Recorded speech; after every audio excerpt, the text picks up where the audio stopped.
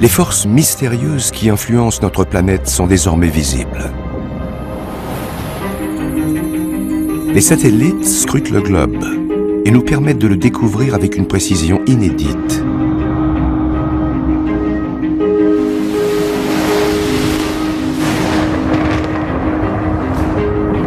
La Terre nous apparaît aujourd'hui comme un organisme vivant et dynamique. Mais comment ces forces invisibles sont-elles reliées entre elles?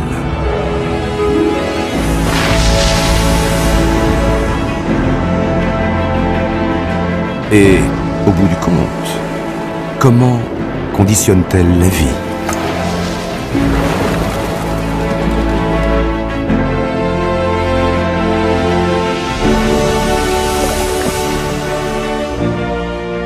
Voici notre monde vu de l'espace.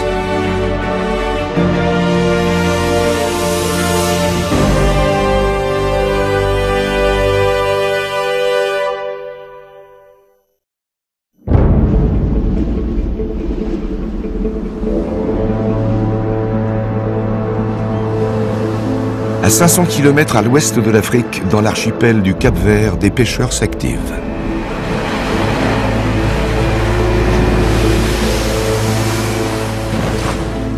Plusieurs fois par semaine, les orages font remonter des profondeurs les substances nutritives qui attirent de gigantesques bancs de poissons. Les marins et leurs familles vivent de ces eaux abondantes.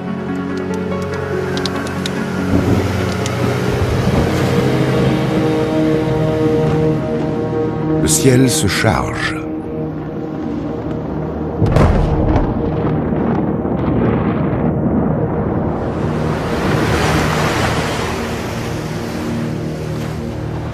Les pêcheurs doivent rapidement regagner la côte.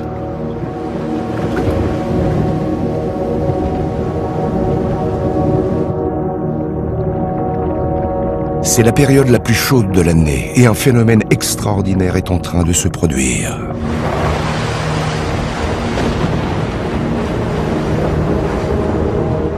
Ce n'est qu'une partie d'un vaste cycle qui affecte l'ensemble du globe.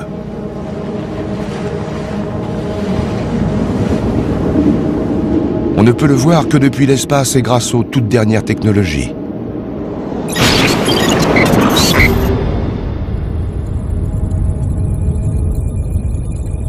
À 700 km d'altitude, le satellite Aqua enregistre une variation de la température de l'océan.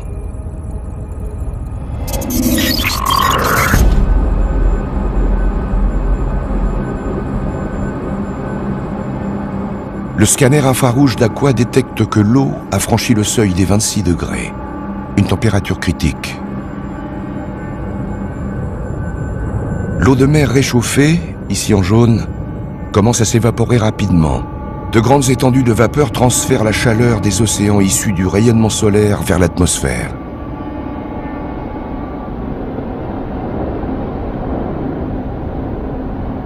La capacité de l'eau à transporter l'énergie va bientôt avoir des conséquences dévastatrices sur les régions du sud des États-Unis.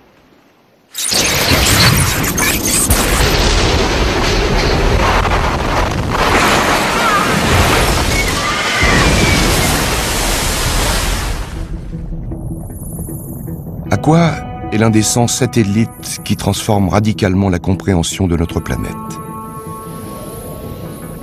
À tout moment, il mesure, enregistre et transmet plusieurs téraoctets de données. Pour la première fois, ces informations permettent d'établir un portrait unique de la Terre en constante évolution.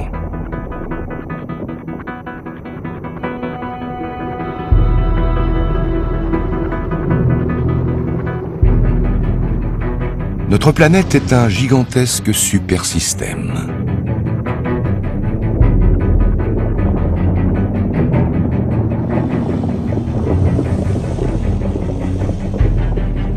Le satellite nous permet de suivre la vapeur d'eau et de comprendre l'interaction entre le Soleil, les océans et l'air.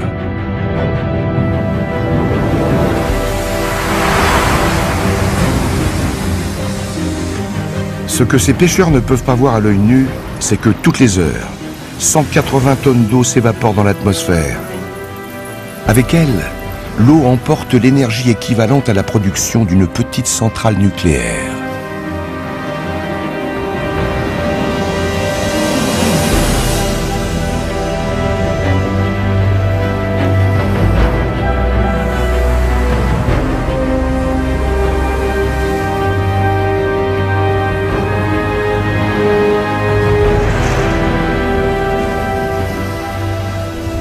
À 1 km au-dessus de l'eau, la vapeur se condense et libère sa chaleur.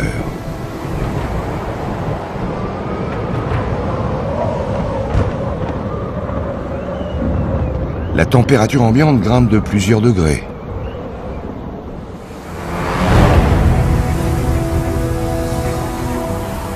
En se réchauffant, l'air continue de s'élever. Il engendre de puissants courants ascendants qui étirent les nuages sur une quinzaine de kilomètres en altitude.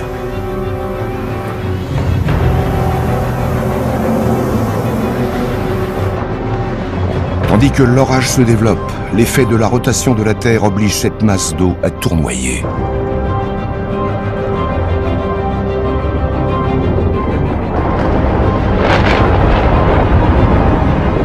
Les cumulonimbus se regroupent pour former un anneau gigantesque.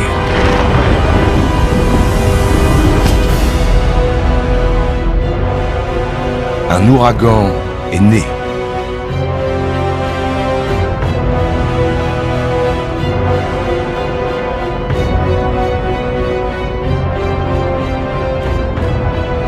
Vu de l'espace, un ouragan ressemble à une vaste centrale électrique. Cette force de la nature génère autant d'énergie que l'ensemble des centrales électriques construites par l'homme.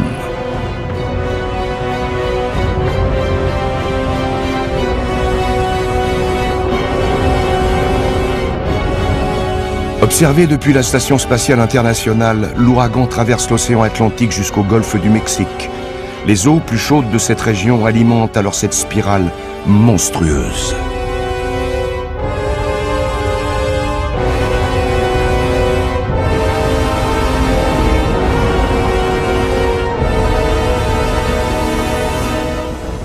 Les hommes vont bientôt faire les frais de la puissance du soleil sur l'océan.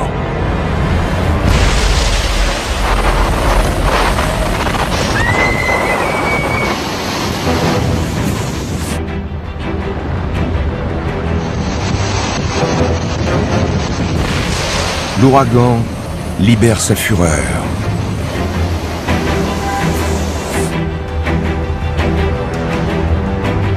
Des vents de 200 km/h font plier l'acier.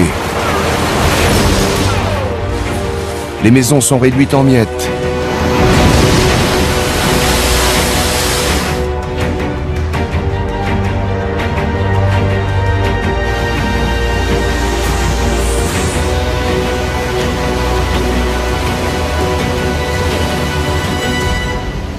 Ce désastre témoigne de la capacité de l'eau à emmagasiner et à libérer de l'énergie.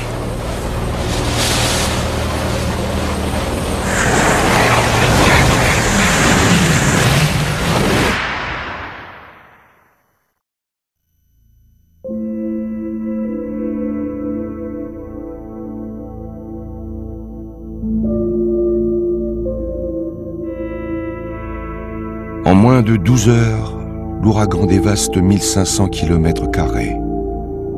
En Louisiane, des centaines de milliers de personnes sont sinistrées.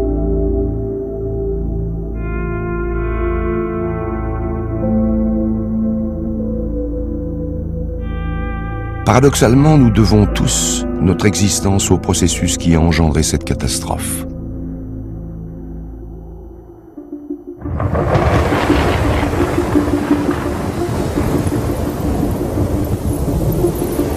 Un ouragan limite l'excès de pression lorsque l'océan se réchauffe trop.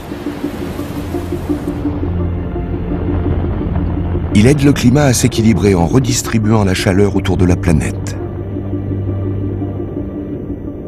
Dans ce cas précis, il a fait baisser la température d'une grande partie de l'Atlantique de plus de 4 degrés.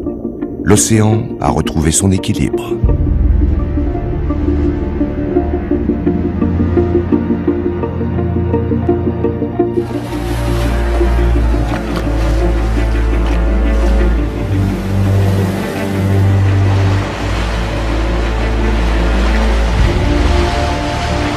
Mais un ouragan, même de catégorie 5, n'est qu'un des éléments d'un ensemble plus vaste.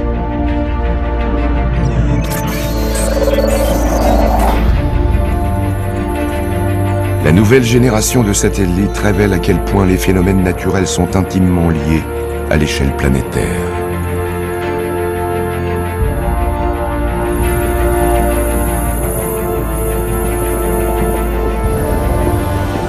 C'est ce lien mystérieux qui, au bout du compte, nous maintient en vie.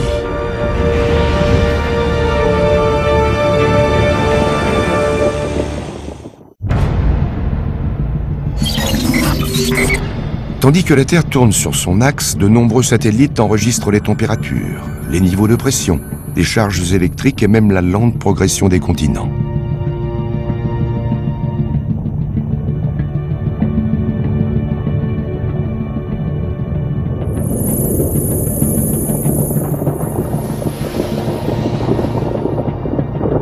Ces nouveaux moyens d'observation nous dévoilent plusieurs données fondamentales. Ils permettent notamment de comprendre pourquoi certaines régions sont fertiles, quand d'autres ne le sont pas. Nous sommes au mois de juin. L'humanité vaque à ses occupations quotidiennes. À New York, la population profite d'une température de 25 degrés. Un léger vent d'est souffle et la ville se prélasse au soleil.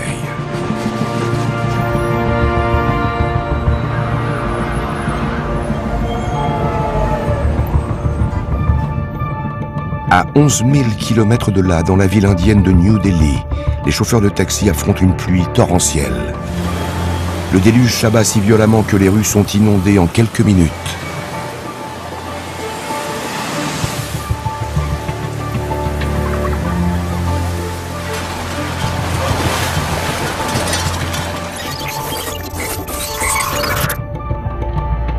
Au même moment, vu de l'espace, un feu de forêt ravage le nord de l'Australie. Et sous ces nuages, des grêlons martèlent la ville de Shanghai.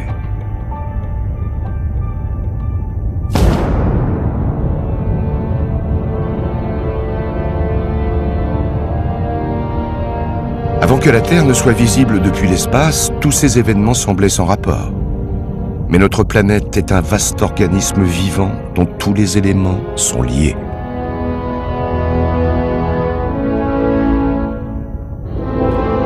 En confrontant les données de 5 satellites, on parvient à comprendre une partie du système, celle qui concerne notre atmosphère, cette enveloppe en perpétuel changement qui entoure la Terre.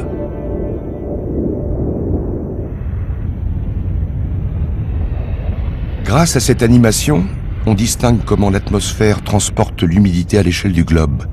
Dans cette séquence accélérée, 2 secondes correspondent à une journée. Longtemps, la vapeur d'eau est restée invisible pour l'homme. Mais désormais, nous pouvons la détecter. Le monde entier apparaît sur une seule et même image.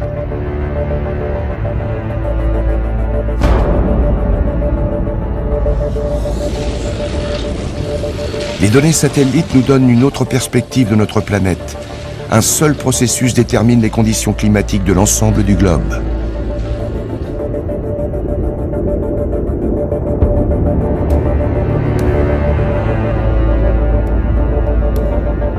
Les régions équatoriales reçoivent la plus grande partie de l'énergie du soleil et produisent l'essentiel de la vapeur d'eau.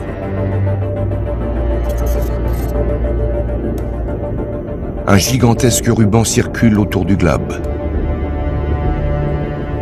Les systèmes de vapeur d'eau voyagent toujours dans le même sens, vers l'extérieur, en direction des pôles, sous l'effet des vents dominants et de la rotation de la Terre.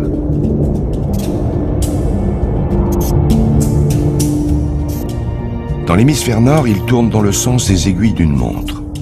D'immenses tourbillons de vapeur s'étendent sur plus de 3000 km.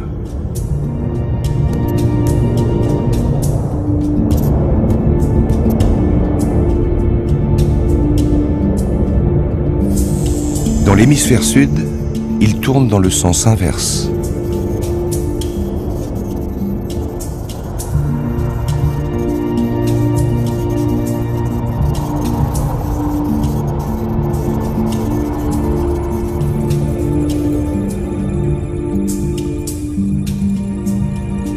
Lorsque ces vents gorgés de vapeur d'eau se déplacent, ils engendrent des conditions spécifiques à chaque zone du globe.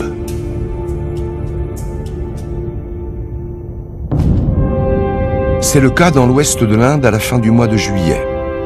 La chaîne montagneuse des Ghats pousse l'air chaud et humide en altitude. D'énormes nuages bourgeonnent. C'est ainsi qu'apparaît la mousson.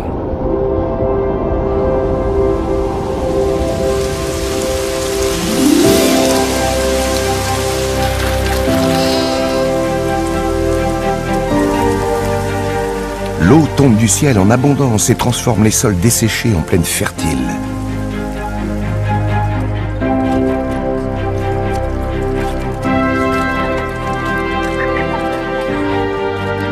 En Chine, la mousson irrigue les innombrables rizières.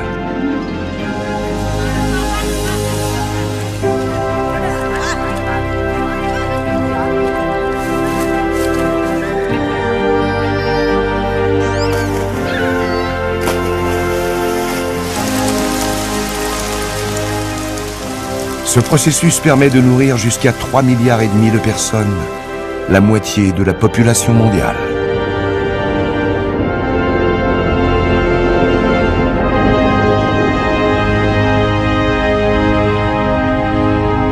En revanche, de l'autre côté du globe, les vents dominants doivent traverser la cordillère des Andes avant d'atteindre le centre du Chili.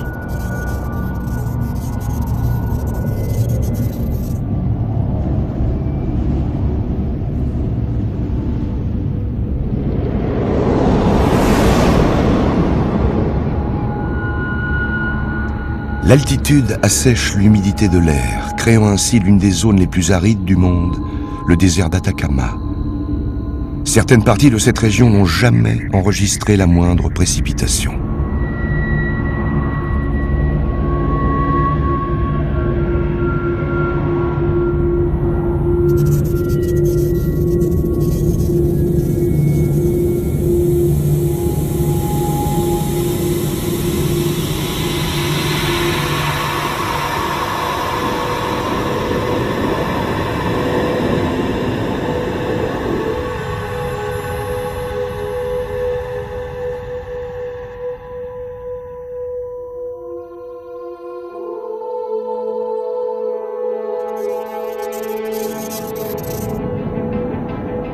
La vapeur est l'une des forces essentielles à la vie, mais ce n'est qu'une des composantes d'un mécanisme bien plus complexe.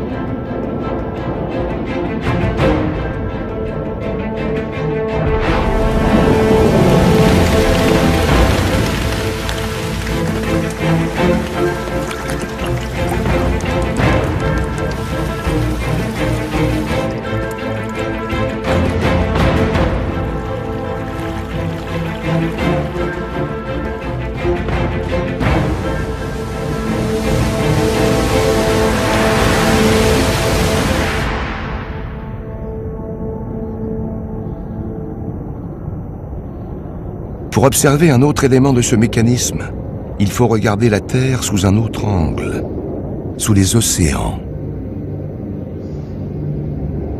Là où sévit une tornade de la taille d'un continent.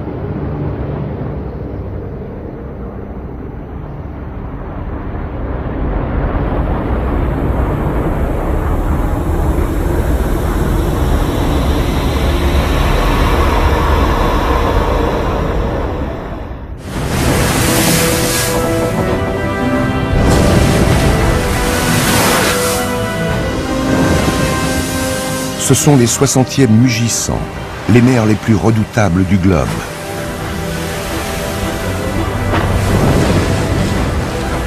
Les tempêtes et les vents dominants agitent les flots sans relâche, déplaçant 130 millions de tonnes d'eau à la seconde. Ce processus est alimenté par la circulation de la chaleur de l'équateur vers les pôles.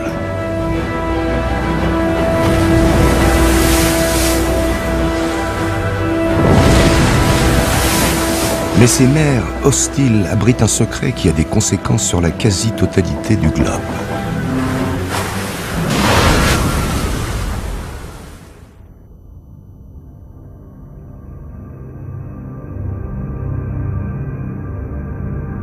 Pour le découvrir, il faut voyager encore plus au sud, jusqu'au pôle.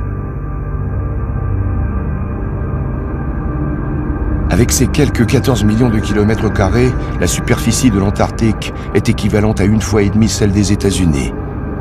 Le continent est plongé dans l'obscurité près de 6 mois par an.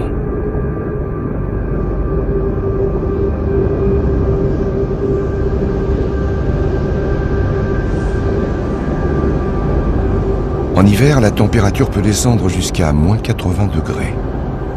Ce continent inhospitalier demeure la dernière étendue sauvage de la planète.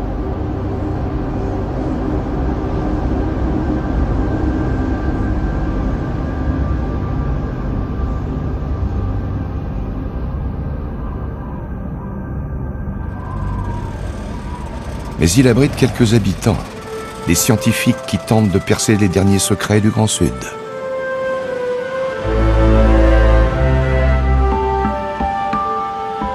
En s'appuyant sur les données des satellites, ces spécialistes cherchent à déterminer le rôle de ce continent de glace à l'échelle planétaire.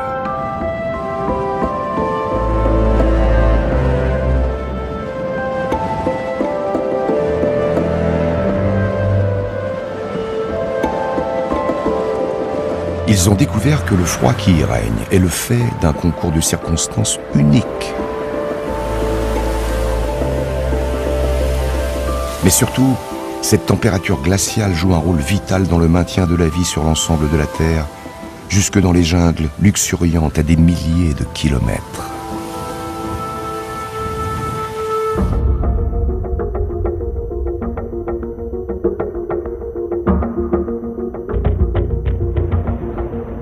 Ces images proviennent de données enregistrées par 17 satellites au-dessus de l'Antarctique.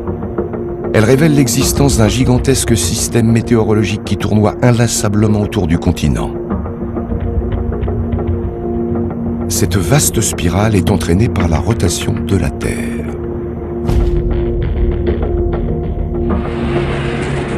Lorsque l'air chaud et humide migre vers le sud, il est pris dans un tourbillon pour former un énorme courant marin, le jet stream polaire. Le vent persistant pousse l'eau de mer vers le fond.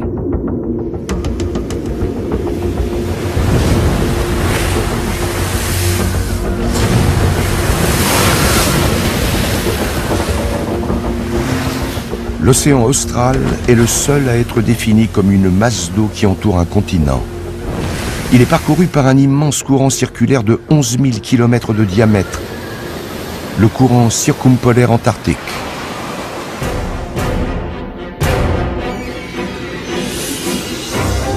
C'est le courant océanique le plus constant et le plus puissant du globe.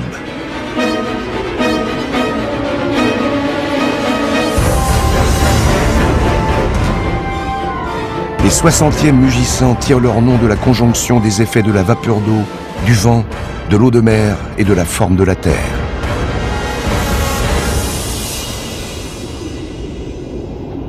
Le jet stream polaire est si puissant qu'il maintient l'Antarctique isolé du reste du monde.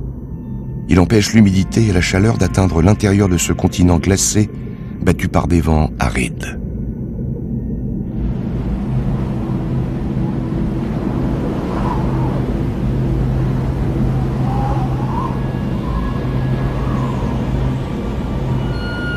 D'ailleurs, le blizzard ne résulte pas des chutes de neige, mais des cristaux de glace au sol balayés par les vents. Cet air dense et froid, conséquence directe du jet stream polaire, maintient tout le continent dans une atmosphère glaciale.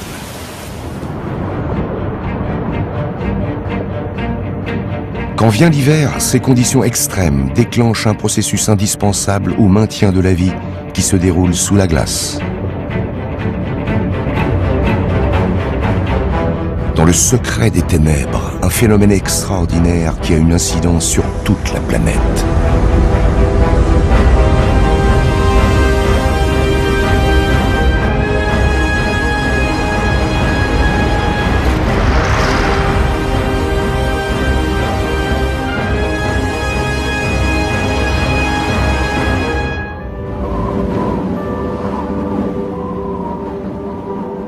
Ce processus n'est observable que lorsque l'hiver s'installe sur l'Antarctique.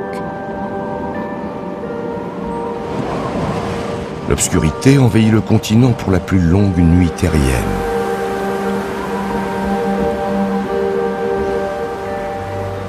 Il s'agit du vent katabatique, un vent gravitationnel produit par le poids d'une masse d'air froid dévalant les massifs de l'Antarctique. Les rafales de 150 km/h figent le paysage. Les manchots empereurs sont parmi les rares animaux à passer l'hiver sur le continent, mais ils survivent à peine sous ces conditions extrêmes.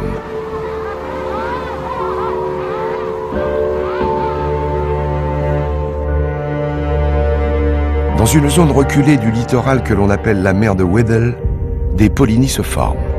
De vastes étendues d'eau salée entourées de glace.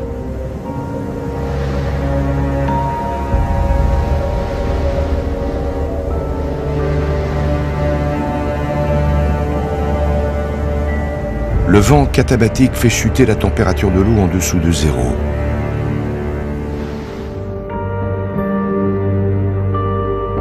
Un seuil critique est atteint lorsque la couche supérieure de l'océan devient inférieure à 1,5 degré. À ce stade, une autre propriété remarquable de l'eau de mer entre en jeu. L'océan commence à geler en surface.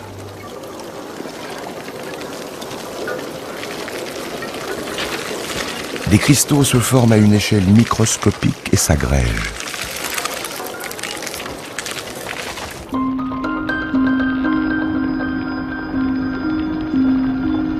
En gelant, l'eau de mer relâche son sel.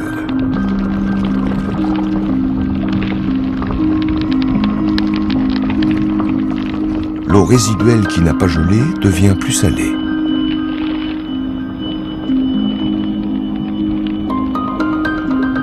Elle forme un flux, la saumure, qui descend vers le fond de la mer sous forme de stalactites.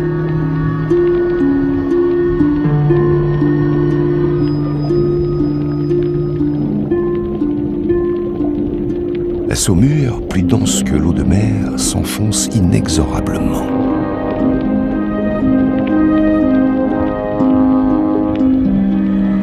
Cette eau plus salée emporte avec elle l'oxygène provenant de l'air de la surface vers les profondeurs.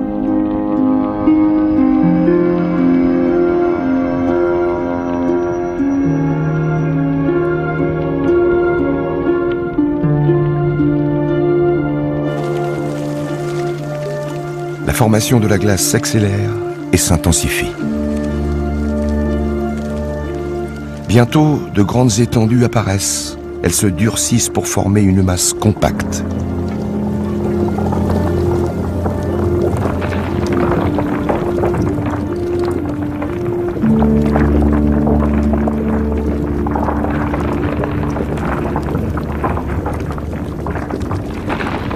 Au bout d'une semaine, ce processus microscopique est devenu une entité visible depuis l'espace.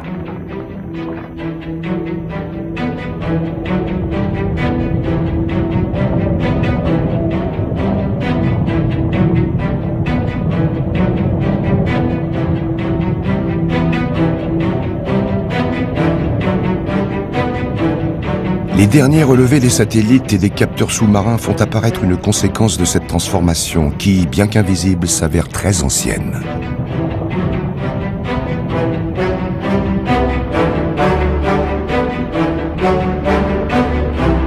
Chaque seconde, 1,5 million de mètres cubes d'une eau dense et salée glisse vers le fond de la mer sous la forme d'un courant vertical irrésistible.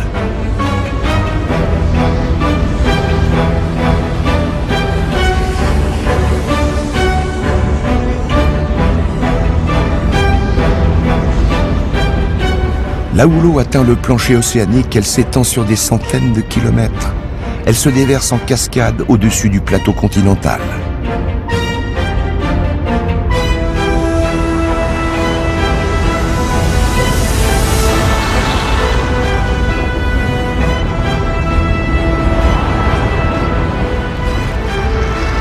Une gigantesque chute d'eau sous-marine apparaît.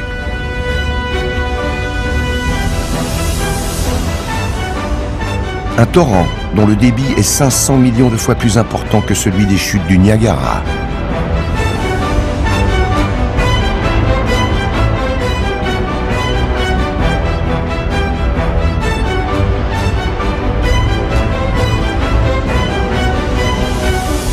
Le flux de saumure froide, dense et oxygéné, s'enfonce lentement et silencieusement dans l'abysse.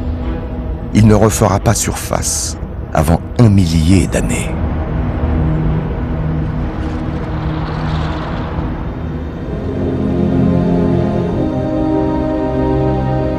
Cette animation établie à partir de données satellites nous révèle la suite du processus.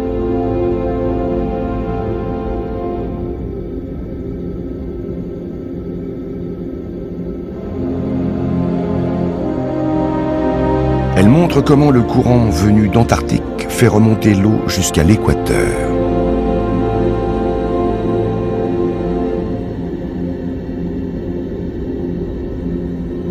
Un flux continu de liquide froid et salé migre en profondeur vers le nord.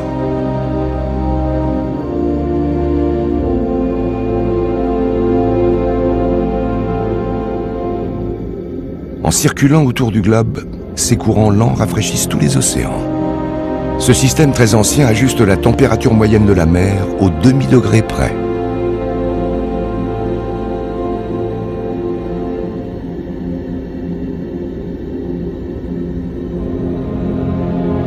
Cette stabilité a permis à la vie de se développer en la protégeant des violentes variations climatiques.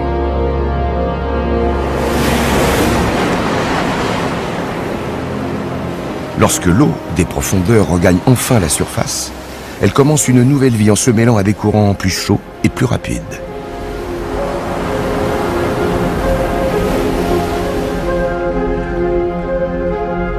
Vus de l'espace, les océans apparaissent comme une entité infinie traversée de tourbillons. La température des courants de surface varie selon l'énergie solaire qu'ils reçoivent. À terme, c'est ce qui détermine la quantité de vapeur d'eau libérée dans l'air.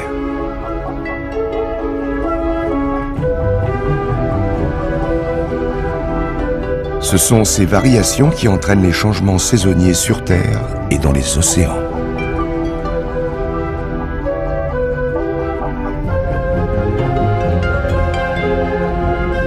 À l'automne, lorsque le Gulf Stream se refroidit, les érables de la Nouvelle-Angleterre rougissent avant de perdre leurs feuilles.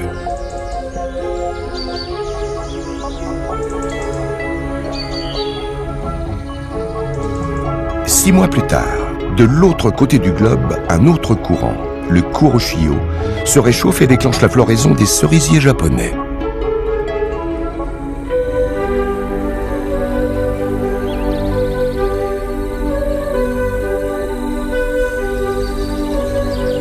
Des processus analogues se produisent aux quatre coins de la planète.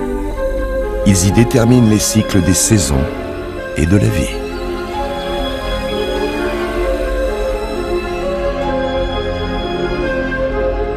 Vu de l'espace, l'océan et l'atmosphère sont très liés. Ils forment un système constant et unifié par l'eau. La quantité d'eau présente dans l'air à tout moment équivaut à 12 000 milliards de tonnes.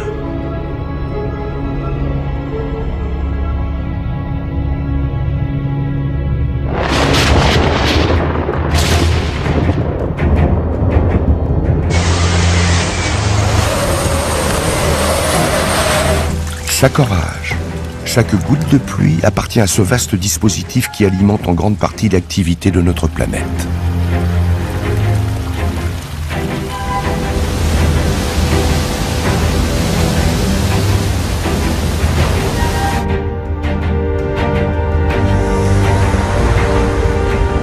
Mais ce mécanisme est plus complexe qu'il n'y paraît. Le flux de saumure froide provenant de l'Antarctique va bientôt subir une nouvelle transformation en étant confronté à l'un des systèmes les plus violents de la Terre.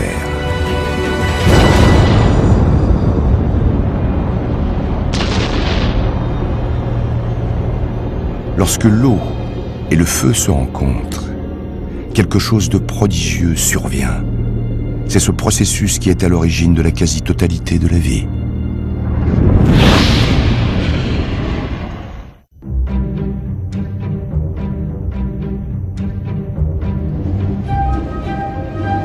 À l'ouest des côtes péruviennes, les eaux s'agitent frénétiquement.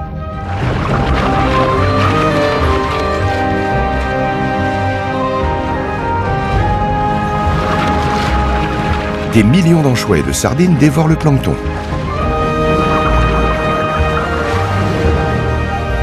Attirés par l'hébre de poissons, les prédateurs marins et les oiseaux convergent par millions chaque année dans ces eaux.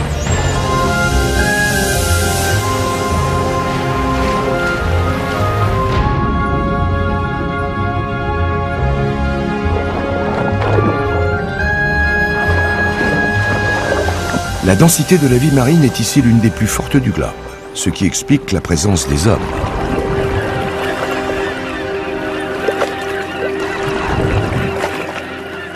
Mais ce lieu n'est pas qu'un territoire de chasse abondant. Il illustre la manière dont deux systèmes peuvent interagir pour entretenir la vie.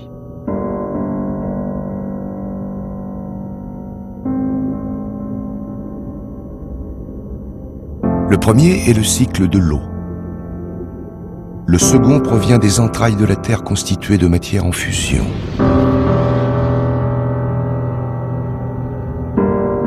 C'est là que naissent presque tous les éléments nécessaires à la fabrication de la vie.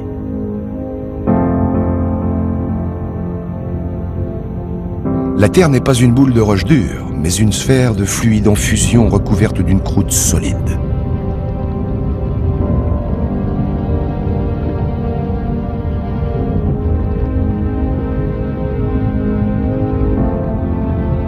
Sa surface est comme l'enveloppe d'une goutte d'eau. Elle est instable par nature.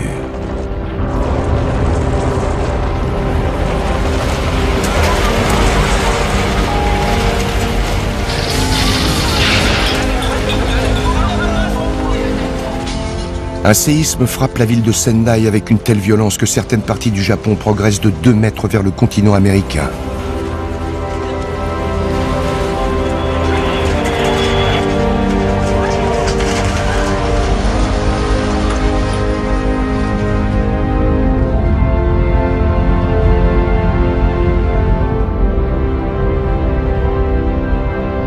Dans le même temps, de l'autre côté du globe, un volcan entre en éruption.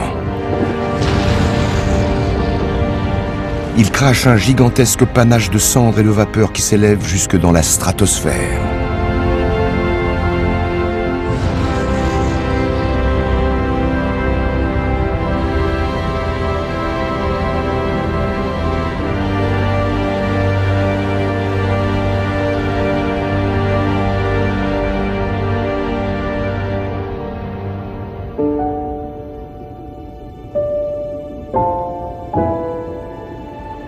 Les phénomènes d'une telle intensité sont causés par les courants de roches en fusion qui circulent en permanence sous la croûte terrestre. Ces flux sont alimentés par la désintégration radioactive du noyau de la Terre.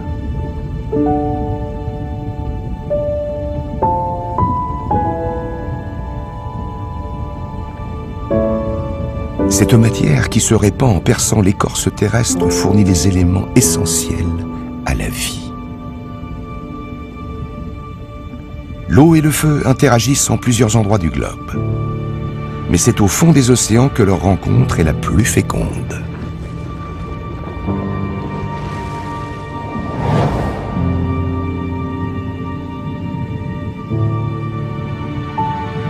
Dans l'océan Atlantique, par 2500 mètres de profondeur, il existe une chaîne de volcans sous-marins.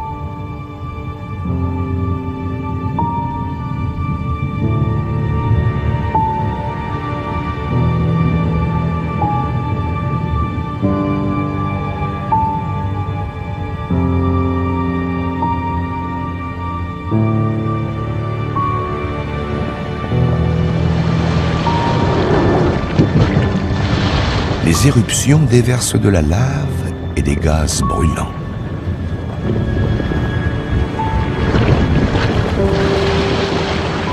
Elles ponctuent un voyage qui a duré 25 millions d'années en provenance du noyau de la Terre.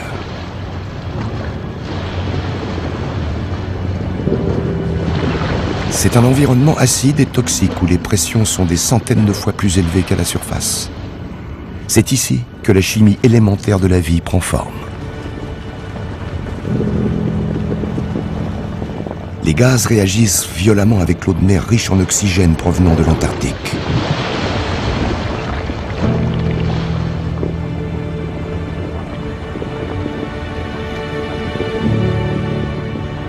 les minéraux brûlants issus des entrailles de la Terre se dissolvent.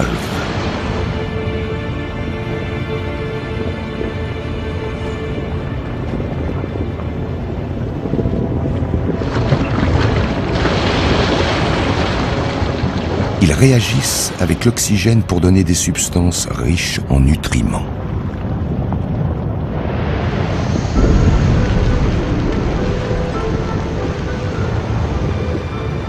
L'eau de mer, désormais saturée en minéraux, émerge alors à travers des cheminées hydrothermales. Ces concrétions semblent héberger des organismes vivants.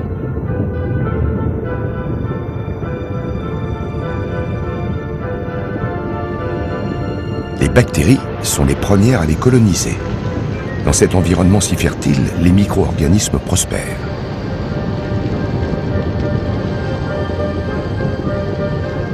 À terme, des créatures plus complexes vont se nourrir de ces micro-organismes avant d'être engloutis à leur tour.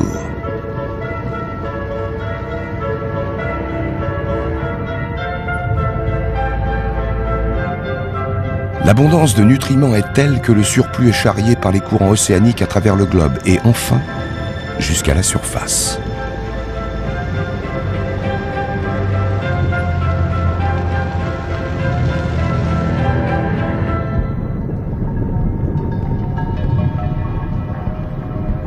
D'autres courants érodent les continents et libèrent les minéraux contenus dans la roche. Dans les eaux poissonneuses au large du Pérou, les courants océaniques riches en nutriments remontent vers la surface aux abords du continent sud-américain.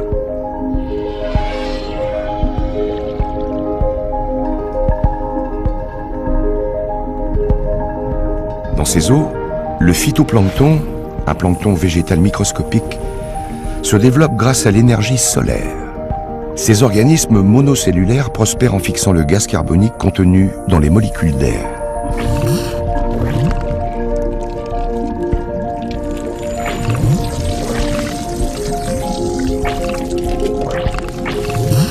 Lorsque les eaux de surface sont exposées à une lumière suffisante, la prolifération exponentielle du plancton devient visible depuis l'espace.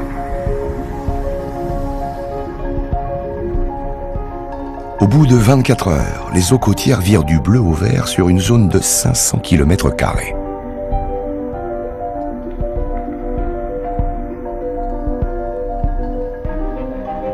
L'efflorescence de phytoplancton déclenche l'un des plus grands rassemblements d'animaux marins du globe.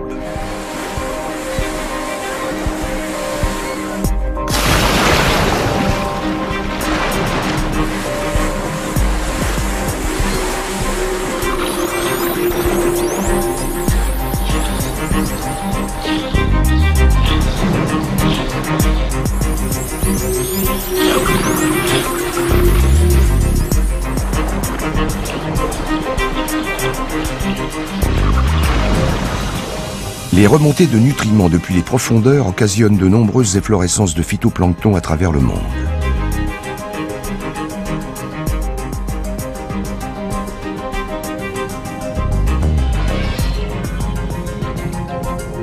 Ce phénomène, représenté ici par de longs rubans verts, peut couvrir jusqu'à 20% des océans de la planète. Le plancton est la base de la chaîne alimentaire. Il contient les minéraux essentiels aux milliards de créatures vivantes qui peuplent les océans. Ces minéraux ont passé des millions d'années à circuler au cœur de notre planète et forment désormais les briques élémentaires de la vie marine.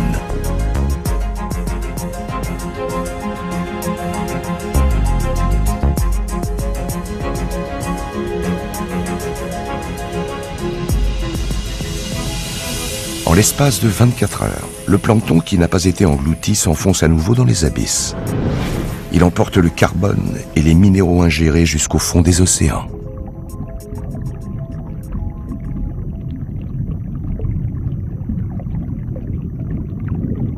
Il va rester là plusieurs milliers d'années et former une couche de sédiments organiques d'1 kilomètre d'épaisseur. Une grande partie de ce plancton émergera au cours de l'étape suivante du cycle. Elle fournira les substances chimiques essentielles à la continuité de la chaîne de la vie, mais cette fois sur la terre ferme. Ce processus joue un rôle crucial dans la nourriture que nous mangeons, comme dans l'air que nous respirons.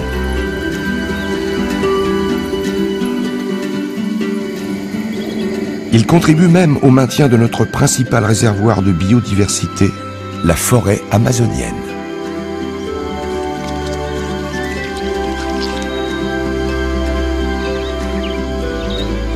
Mais pour voir ce processus à l'œuvre, il faut se rendre dans une région très aride.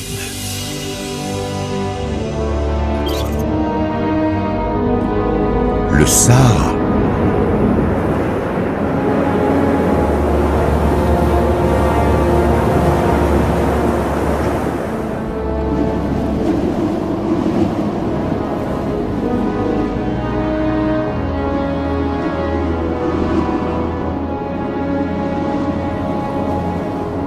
Le désert du Sahara était autrefois recouvert d'une végétation luxuriante. Mais aujourd'hui encore, cette étendue desséchée joue un rôle essentiel dans le cycle de la vie sur la Terre.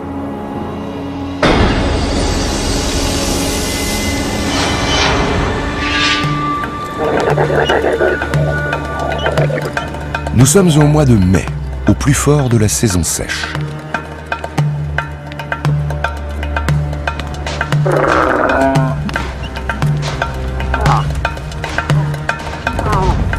Les troupeaux de chameaux progressent à travers l'une des régions les plus exposées du Sahara. Une ancienne mer intérieure qui s'est asséchée il y a 5000 ans. La dépression de Bodélé.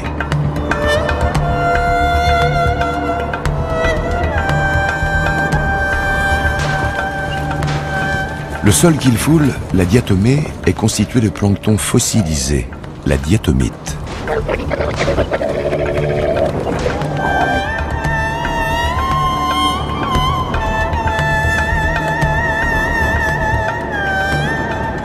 C'est un sol riche en composés ferrugineux et phosphoreux, deux éléments indispensables à tous les organismes vivants.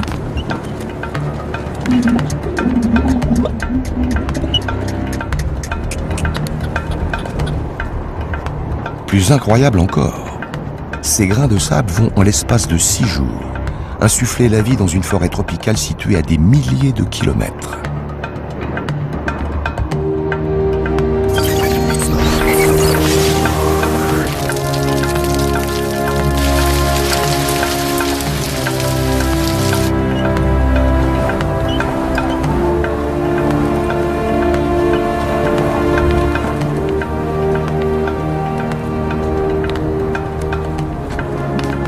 Il suffit qu'une seule de ces particules s'envole pour que le processus de renaissance commence.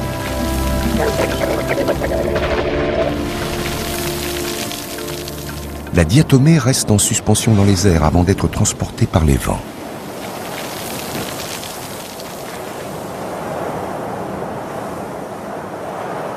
Elle est bientôt suivie par d'autres particules microscopiques.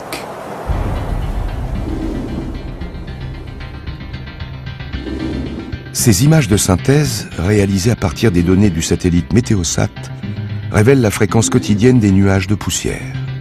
Ici, le nuage se forme au-dessus du désert.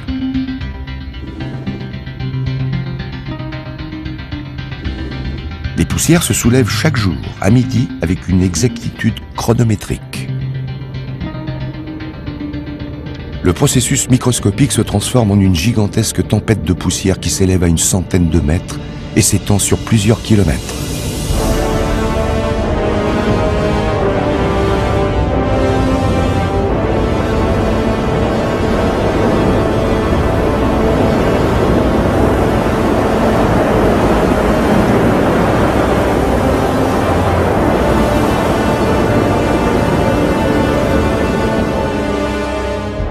Le nuage de plancton fossilisé balaie l'Afrique de l'Ouest.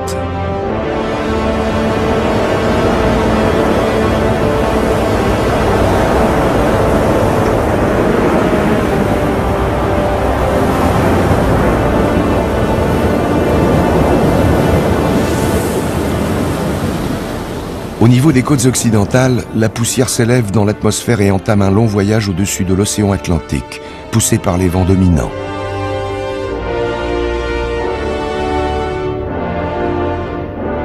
Les satellites ont révélé que 54 000 tonnes de poussière sont transportées chaque jour vers l'Amazonie, à 8 000 km à l'ouest.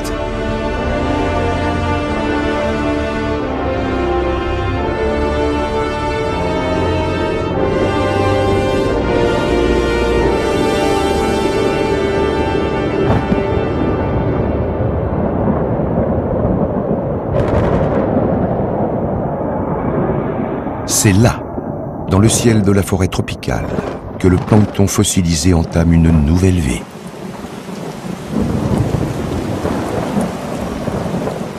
Les minéraux qui constituent les grains de poussière se dissolvent pour former des gouttelettes qui retombent avec la pluie sur la forêt amazonienne.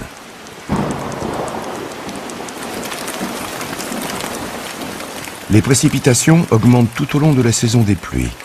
40 millions de tonnes de poussière africaine se déversent sur la forêt.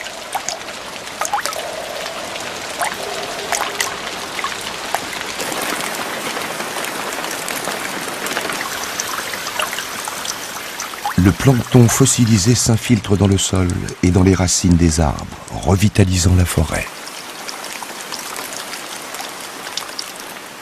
Le processus de fertilisation de l'Amazonie par la poussière du Sahara est devenu visible grâce aux satellites.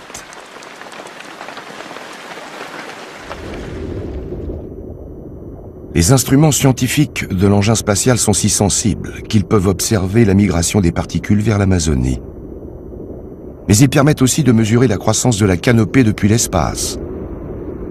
On peut ainsi observer ce qui se passe à la fin de la saison des pluies, lorsque le soleil réapparaît. Pour la première fois depuis 6 mois, les rayons du soleil illuminent directement la forêt. Il s'ensuit une formidable poussée de la végétation.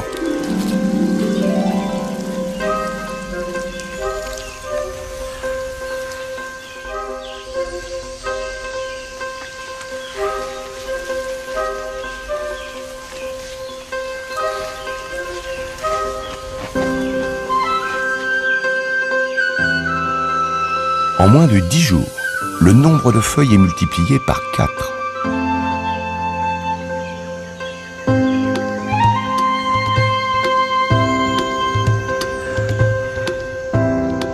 Une vague de verdure submerge le continent.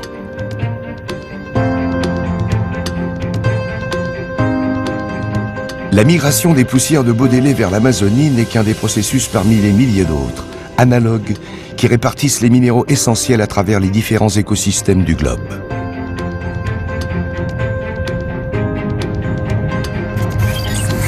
Qu'ils soient issus des déserts, des montagnes ou des sédiments anciens, chaque processus participe à l'élaboration de la vie.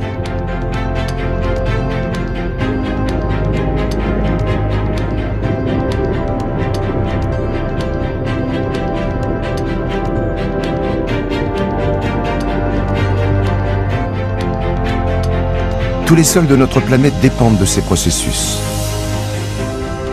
Les grandes plaines du nord de l'Amérique sont constituées de dépôts provenant des périodes glaciaires propices à la production de blé et de maïs. Au Bangladesh, le delta du Gange est riche en fer issu de l'érosion des massifs de l'Himalaya, un ingrédient essentiel à la culture du riz.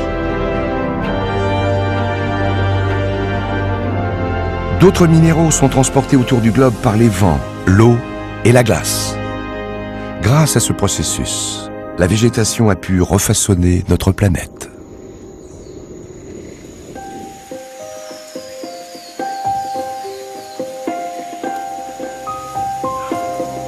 Les plantes sont bien plus qu'un simple produit des sols.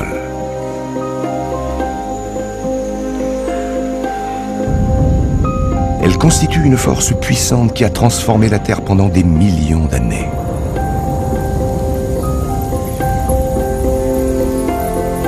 Elles ont modifié la composition de l'air et ont défini l'espèce humaine telle qu'elle est aujourd'hui, en façonnant de nombreux aspects de notre corps et de notre esprit.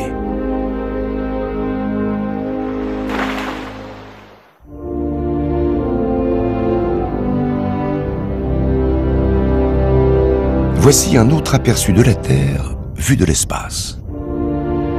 Cette animation générée par ordinateur montre les fluctuations quotidiennes de l'oxygène et du dioxyde de carbone, des gaz invisibles. Ces éléments vitaux ne sont pas le fruit d'un processus géologique. Ils proviennent de milliards de petites respirations au niveau du sol.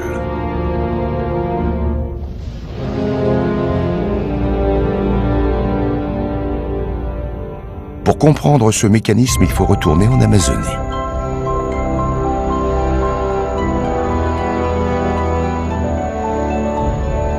Cette forêt tropicale a environ 55 millions d'années. C'est l'un des plus anciens systèmes vivants de la planète.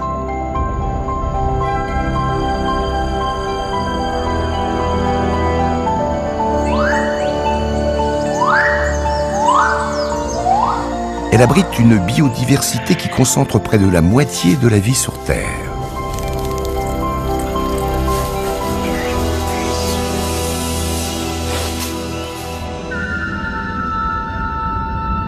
Une vaste étendue de verdure qui s'étend sur 5,5 millions de kilomètres carrés.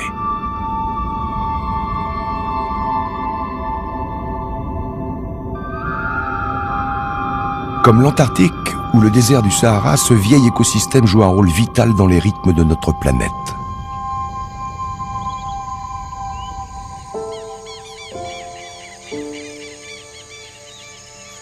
Dans ce cas précis, le processus débute dans de minuscules pores situés sous des milliards de feuilles.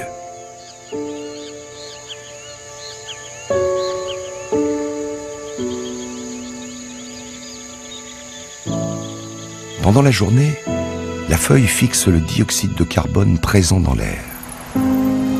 Elle convertit le carbone en sucre et libère un gaz volatile, l'oxygène.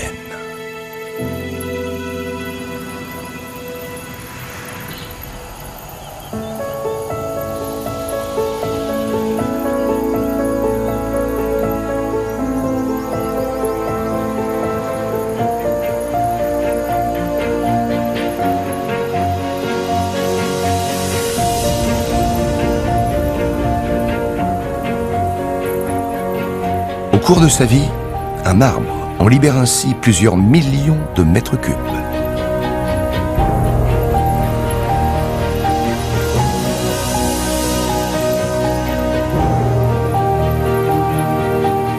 Chaque jour, la forêt amazonienne fabrique 1/5 de l'oxygène de notre planète.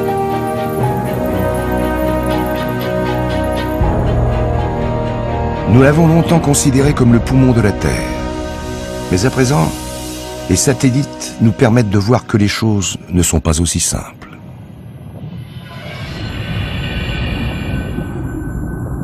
Grâce aux observations satellites, on a constaté qu'au cours de la nuit, la forêt amazonienne réabsorbait la plupart de l'oxygène produit durant la journée. Pour libérer un excédent d'oxygène, il faut donc une étape supplémentaire.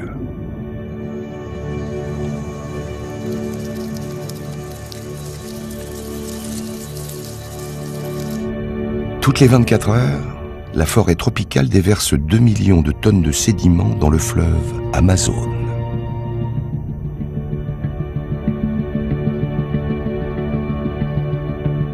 Les sédiments dérivent jusqu'au delta de l'Amazone, à 6000 km à l'est.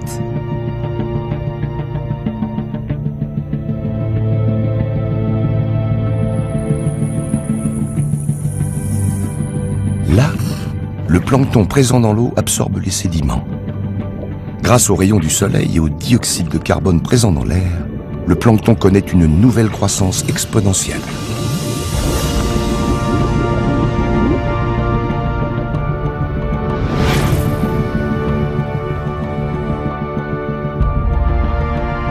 L'efflorescence accrue libère une telle quantité d'oxygène qu'elle est visible depuis l'espace.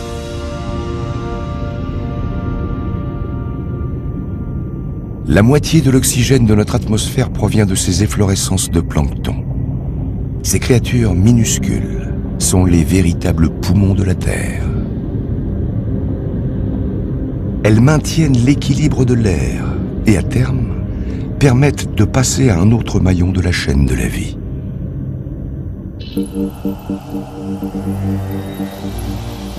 Une atmosphère riche en oxygène volatile est à l'origine de créatures plus complexes.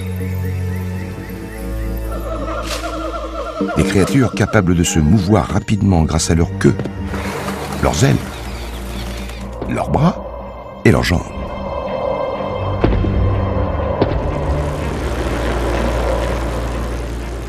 En réalité, l'équilibre gazeux dans l'air définit la taille de nos corps et détermine presque tout ce que nous sommes.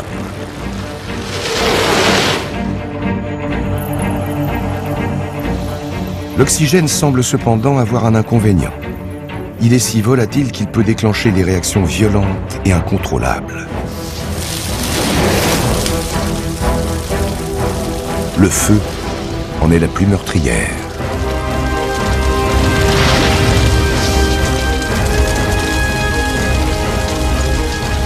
Mais une fois encore, l'enfer des flammes n'est qu'une autre pièce de ce puzzle complexe qui constitue la Terre.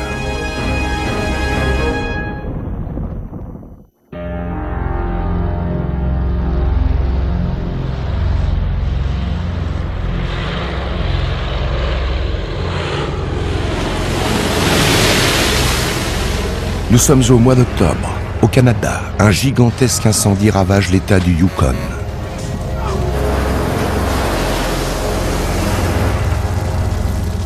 En moins d'une semaine, les flammes vont dévaster 25 000 km² de forêt.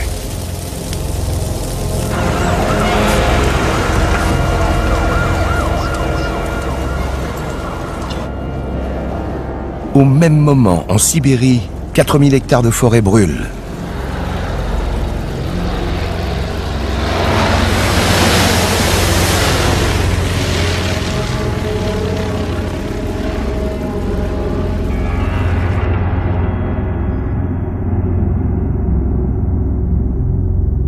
Mais ce n'est là qu'un petit aperçu de l'influence du feu sur le globe. Ces milliers de petits points rouges représentent plus d'1 million de km² de forêt qui partent chaque jour en fumée.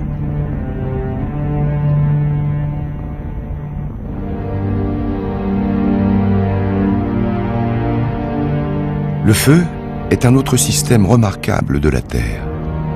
Il joue un rôle essentiel dans le cycle de la vie.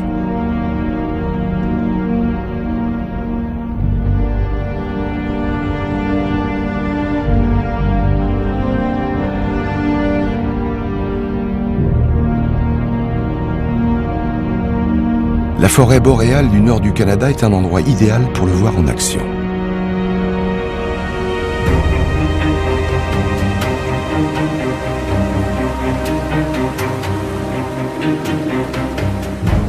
Cette vaste forêt d'épicéas entretient une relation particulière avec le feu. Ici, le froid est si intense que les arbres morts ou malades ne disparaissent jamais.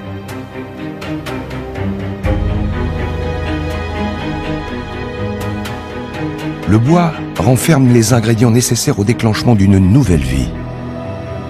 Mais si rien ne se produisait, il faudrait des siècles avant que ces arbres ne se décomposent. Le feu peut ramener ce processus à quelques heures.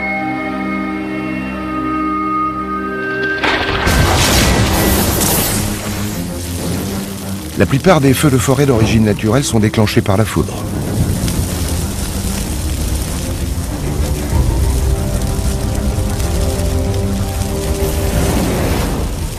Les épicéas sont le combustible idéal. Ils s'embrasent et brûlent avec une telle facilité qu'une simple étincelle suffit à les enflammer.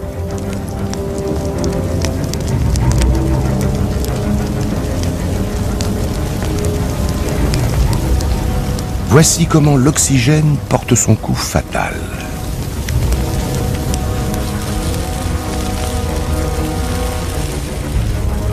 Lorsque l'air se réchauffe, l'oxygène se combine avec les atomes de carbone présents dans le bois des arbres. L'effet génère de la chaleur qui accélère le processus de combinaison et engendre encore davantage de chaleur. Les flammes s'intensifient.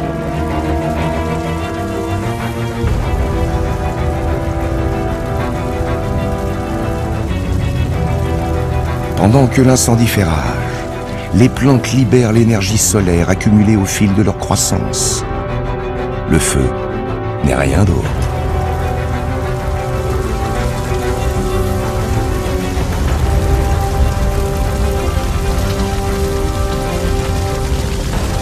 Lorsque nous regardons les flammes, nous observons en réalité la puissance du soleil se libérer de la matière vivante dans laquelle elle s'est accumulée au fil du temps. L'épinette est une espèce d'épicéa qui disperse ses graines dans le sol cendreux laissé par le passage des flammes.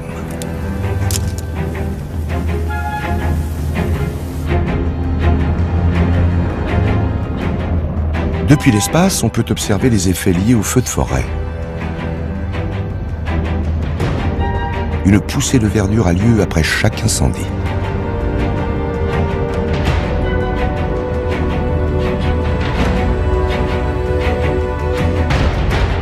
Les feux de forêt entretiennent l'équilibre d'un grand nombre d'habitats sur Terre. Sans eux, certains écosystèmes stagneraient au lieu de se régénérer.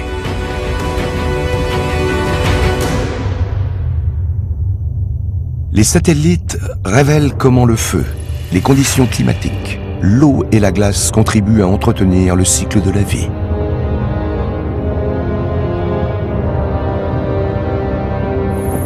Ces éléments travaillent ensemble au sein d'un système complexe et très ancien.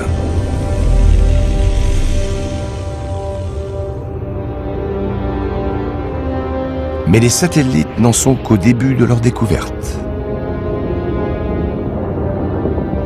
Ils peuvent explorer et analyser la manière dont notre planète réagit aux influences extérieures. Et notamment à la plus puissante de toutes, celle du Soleil.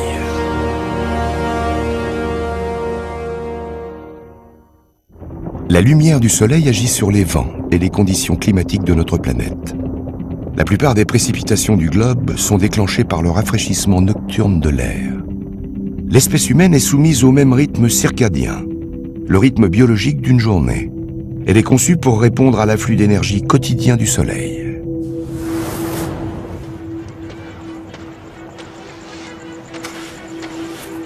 Les cellules de notre corps ont besoin de la lumière solaire pour fabriquer les vitamines indispensables à la peau.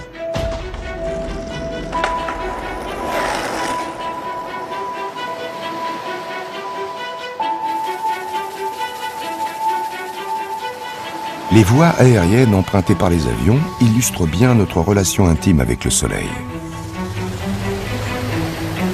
Les appareils volent vers l'ouest le matin pour prolonger leur durée de vol diurne et vers l'est le soir pour réduire leur temps de vol de nuit.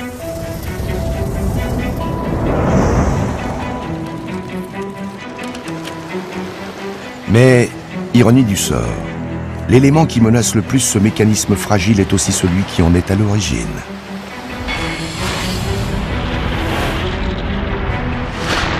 L'énergie émise par le Soleil. Un satellite enregistre son rayonnement ultraviolet. Des particules chargées, des protons, des électrons et des neutrons sont expulsés en permanence en même temps que de gigantesques rayonnements électromagnétiques.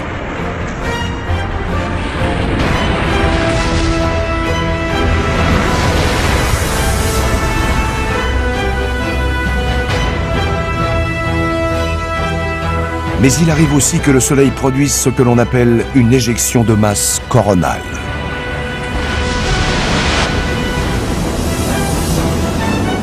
Cette animation générée par ordinateur montre un nuage de plasma de plusieurs millions de kilomètres de large qui se dirige vers la Terre.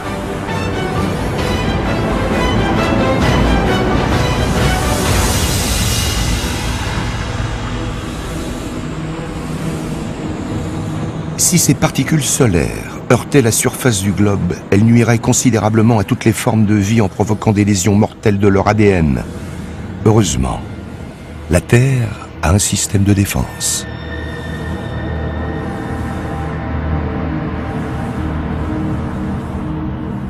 Un champ magnétique invisible, la magnétosphère, entoure notre planète comme le montrent ces images.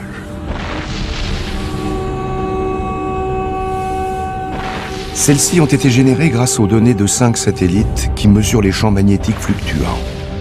Baptisé Thémis, ce réseau de magnétomètres fait apparaître le champ magnétique terrestre lors de son bombardement permanent par le Soleil. La forme du champ magnétique résulte de la force du rayonnement qui le percute. Une larme au contour indécis qui avoisine les 320 000 km de diamètre.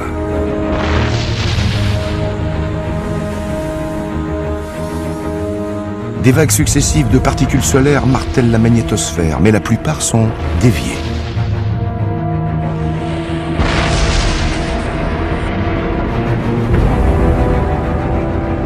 Lorsqu'une éjection de masse coronale se produit, les particules chargées soulèvent les couches externes de la magnétosphère.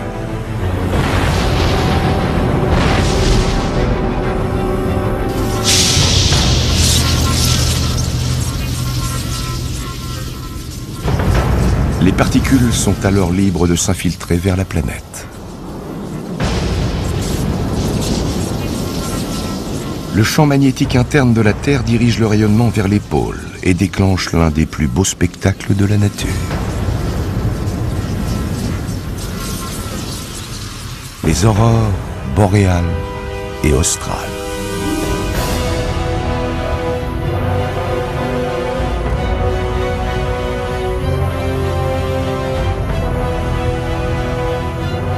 Sur ces images, on peut observer la seconde ligne de défense de la Terre.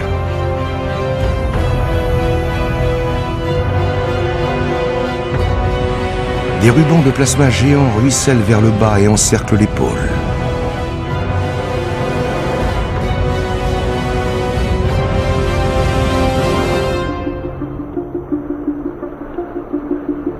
En heurtant la haute atmosphère à une vitesse extrême, ils excitent les molécules d'air.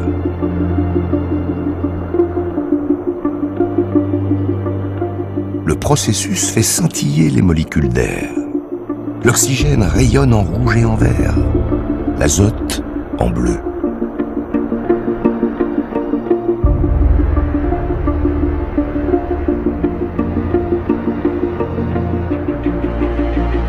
L'énergie qui menace toutes les formes de vie sur Terre est dissipée par la haute atmosphère.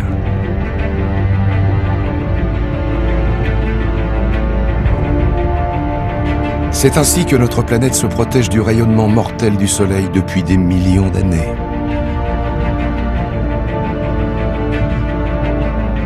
Mais ce n'est là qu'une partie du dispositif dont dispose l'atmosphère pour protéger la vie.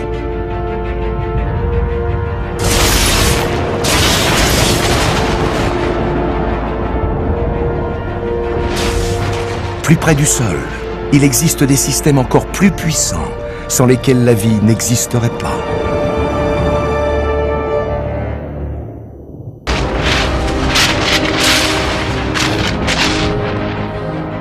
Des forces qui, si elles n'étaient pas contrôlées, pourraient littéralement déchirer l'atmosphère.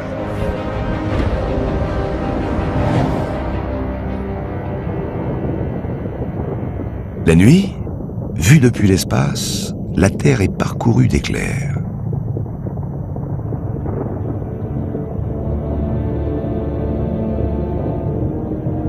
Les astronautes de la Station spatiale internationale sont souvent surpris par la fréquence et l'intensité des orages électriques qui éclatent en contrebas.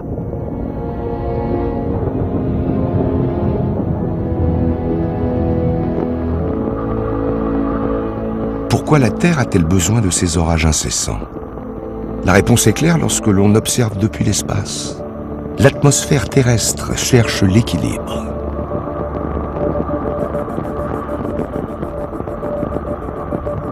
Chaque jour, la combinaison de la lumière solaire et de la vapeur d'eau engendre 40 000 cumulonimbus.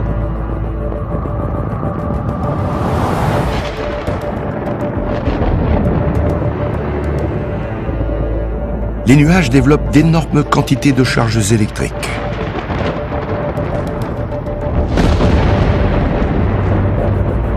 Toutes les 30 minutes, un cumulonimbus moyen génère une puissance de 100 MW.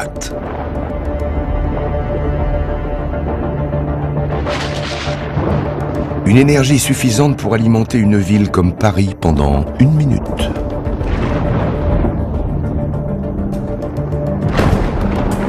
Pour s'équilibrer, il doit transmettre l'énergie négative vers le sol sous la forme d'un éclair.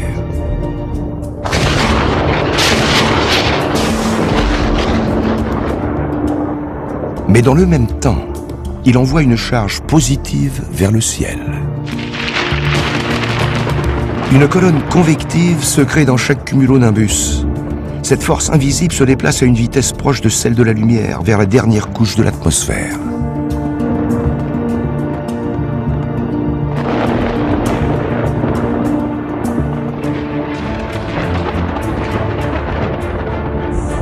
Il s'agit de l'ionosphère, un voile fin, essentiellement constitué d'hydrogène et d'hélium.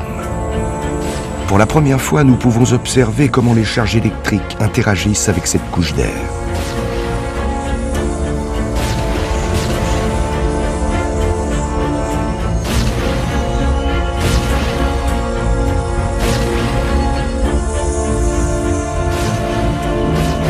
L'ionosphère se comporte comme un conducteur électrique. Elle distribue les charges autour du globe.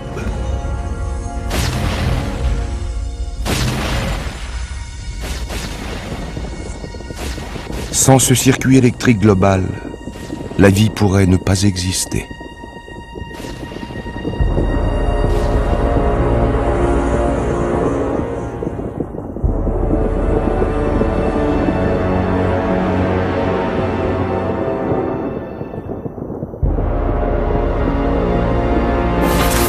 Tout se passe grâce à une formidable réaction chimique qui s'opère à l'intérieur des cumulonimbus lorsque les éclairs apparaissent.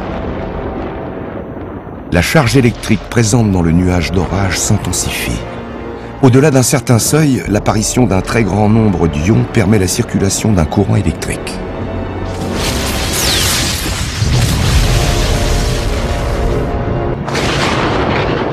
En l'espace d'un millième de seconde, un éclair jaillit. Il est à peine plus épais qu'un pouce, mais sa température est 5 fois plus élevée que celle de la surface du Soleil. Tandis qu'elle se consume dans l'atmosphère, cette décharge d'énergie casse les molécules d'azote présentes dans l'air.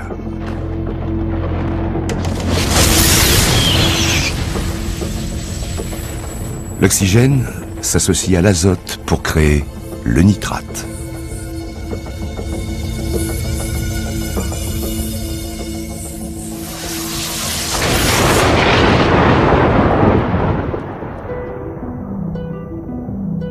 Chaque jour, environ 14 000 tonnes de nitrate sont transportées par les vents autour du globe et tombent sur la Terre avec les pluies.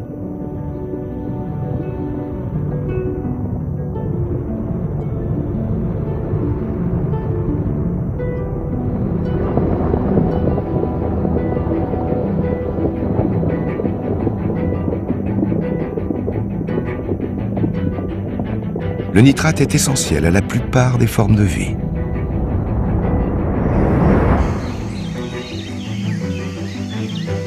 De la photosynthèse des plantes à la respiration d'organismes plus complexes, le nitrate a engendré des réactions chimiques fondamentales chez les organismes vivants depuis des millions d'années.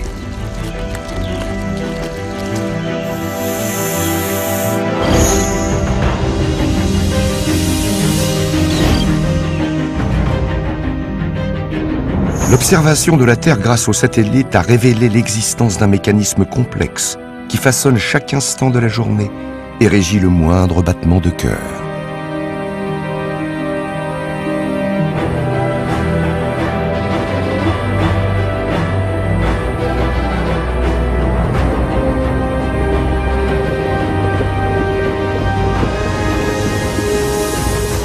Mais pour que notre vision d'ensemble soit complète, il nous faut considérer un dernier aspect.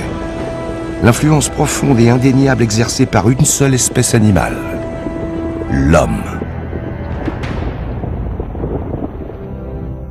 L'observation de la Terre depuis l'espace nous a révélé l'existence d'un système d'une complexité insoupçonnée, où processus lents et ultra rapides sont intimement reliés.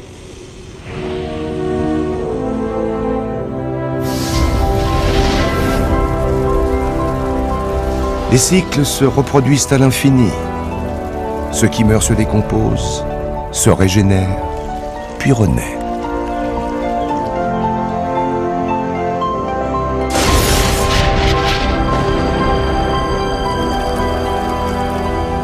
Qu'il s'agisse de la puissance inaltérable de l'eau, du rayonnement solaire, ou des forces électromagnétiques qui s'exercent tout autour de nous, chaque interaction de ces éléments se traduit par un délicat équilibre.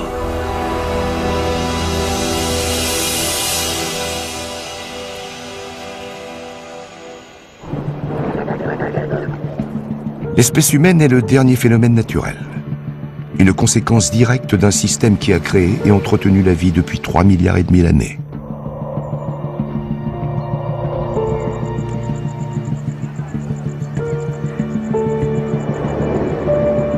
Nous avons développé une intelligence. Ce simple fait nous a permis d'interférer dans les processus ancestraux de la Terre.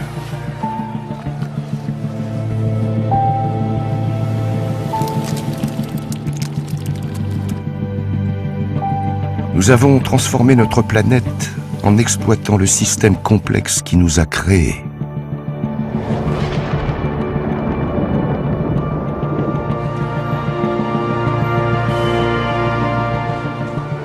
Notre capacité à contrôler notre environnement a provoqué une croissance rapide de notre population et s'est traduit par notre prédominance en tant qu'espèce.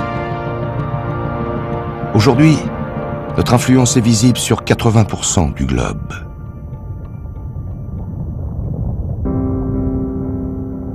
Nous avons même étendu notre territoire à l'espace.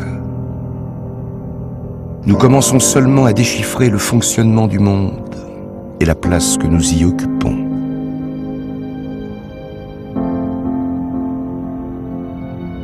C'est un moment crucial dans l'histoire. Il suffit de contempler notre planète à travers l'œil des satellites pour comprendre que nous sommes devenus une force qui l'influence.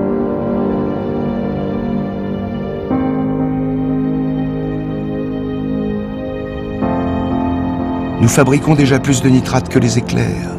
Nous propageons davantage de soufre dans l'air que tous les volcans réunis.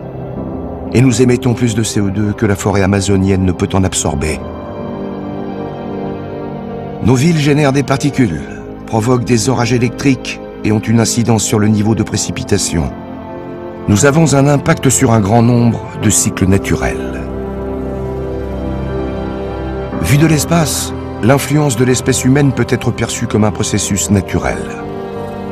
Les gaz émis par les navires et les avions, les voitures et les centrales nucléaires sont le produit d'une espèce que la Terre a elle-même engendrée. Mais il y a une nuance capitale.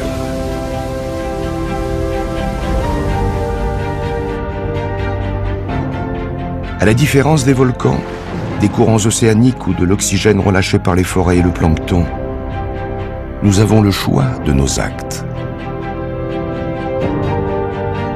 Aujourd'hui, les satellites nous permettent de prendre la mesure de notre impact sur le monde. À nous de faire désormais des choix avisés dans l'emploi et le respect de ces ressources. Les yeux que nous avons placés dans l'espace nous indiquent comment préserver l'équilibre naturel du monde. Il ne tient qu'à nous d'en tenir compte.